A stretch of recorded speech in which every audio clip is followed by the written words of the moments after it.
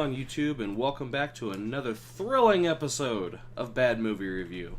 Now, this movie was suggested to me by Sai, aka Angry Gaio, aka Baby Keemstar, over at Knockout Gaming. Make sure y'all head over there and show those guys some love. Now that that's out of the way, I want to have a minute alone with Sai. Sai, are you there, man? Hello? Hello, you cunt. Look at me, bro. I thought we were friends. I thought we wanted the same in life. To feel the embrace of a hot woman, good food, family, an adult beverage every now and again, an unhealthy obsession with Shawn Michaels, just you.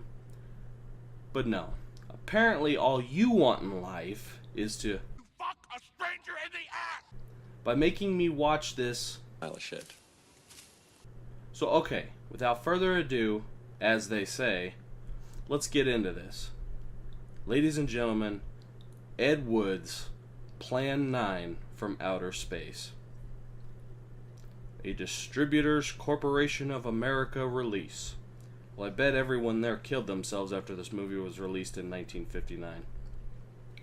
So we start with what I'm assuming is a news anchor guy talking about how they're going to tell us what really happened involving the grave robbers from outer space. Now, during the credits, I can't help but notice names like Vampira, Dudley Manlove. Had Sai suggested another porn, I wondered? Oh shit, Bela Lugosi, a name I actually know. Now I'm excited. And then I got worried again, because the wardrobe was actually done by Dick Cheney. Could it be his start? We start with a small group at a gravesite, quietly praying and mourning. As they leave, the grave robbers move over to start filling in the grave. We cut to a plane flying, with two pilots who happen to see a UFO. Then the craft lands at the cemetery. The grave robbers, who are obviously cut from the same extra genes, say, "Did you hear that?" "Yeah, I don't like hearing things, especially when they ain't supposed to be anything to hear." They decide it's time to leave and encounter Smoke and a beautiful woman with really long fingers. They scream as it fades to black. It cuts to the old man's house who lost his wife. He exits and walks into traffic. That was quick. At the funeral, they discover the bodies of the gravediggers. The police are summoned. It's blatantly obvious that the lead inspector's first language is not English. Perhaps he's Turkish. Lead inspector goes off to investigate on his own. We cut to the pilot at home who can't keep his info to himself anymore and tells his wife, "I saw a UFO," in which she replies, "You mean the kind from up there?" "Really, nigga?" "Yeah," he says. "It was shaped like a big cigar." Now come on, man, that shit looked nothing like a cigar. It couldn't have looked anything less than a cigar. He then keeps talking about how he was sworn to secrecy as he tells her everything. Dumbass. Then there's a bright flash of light. "Look out, it's a cigar." It lands again in the graveyard near the inspector. He is killed by what looks like two vampires. Vampires and flying saucers? I'll have to remember to look later to see how many Oscars this movie won. Now there's 3 UFOs over Hollywood Boulevard and Washington. Then of course our government starts shooting at them. After footage of about 400 missiles firing at them, they just fly away. Cut to the space station, of sorts, where we see the aliens, and to my surprise they are not gray with big heads. They look more like shitty actors from Iowa. Plan 9 regenerates the dead, and that's the army they hope to raise against the Earthlings. The pilot is back in the air on another flight, and after a painful exchange in dialogue, we know what the pilot would like to do.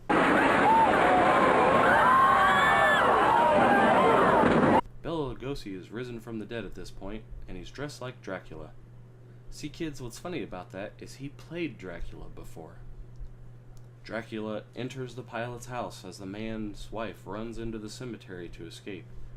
The inspector has come back. A passing motorist comes by and saves her just in time. The cops are again summoned to the cemetery, and the creatures are taken away in a UFO. At the Pentagon, they discuss the situation. The colonel is to contact them and see what they want. The head alien, who is a smug little bitch, wants to see the specimens from Earth. He approves. He wants more to be created and march on the capitals. As the colonel meets with the pilot, the UFOs land and the dead attack until there is some electrode that turns Dracula into bones. Again, they are attacked. The pilot, colonel, and detective stumble across the ship and are welcomed in to die. But they only talk. Wah, wah, wah. It all turned into a political message on how we've killed ourselves and our planet with increasing devastation over the years. So the aliens are trying to kill us before we basically blow up the sun, killing everything the sun's rays touch. 2 cops show up and save the pilot's life from the investigator. There's a big fight scene inside the ship, and it catches on fire. The men escape, the ship flies away on fire, and then explodes. We return to the newsman from the beginning, who is still rambling. Oh my goodness, can I please get this 80 minutes of my life back? Okay, so let's break down the pros and cons of Plan 9 from outer space. Pro? Well, it's got Bela Lugosi. That's about it. Cons? Well, it was made, and I lost a friendship along the way from him suggesting that I watch this bullshit. I will never forgive you, Sai. Well, until next time, this is Tastiest Raptor saying don't watch shitty movies. That's my job. Peace.